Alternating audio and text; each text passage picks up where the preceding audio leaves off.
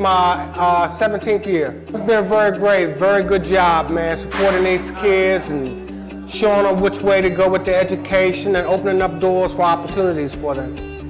It's been a different experience for sure. It's been fun. My leadership skills have been built. It's a lot to learn. Like the trade itself is fun. In the future, I definitely see myself after college going to get a degree in electrical engineering and probably doing this as a job. The biggest thing that's impacted me is the hands-on experience.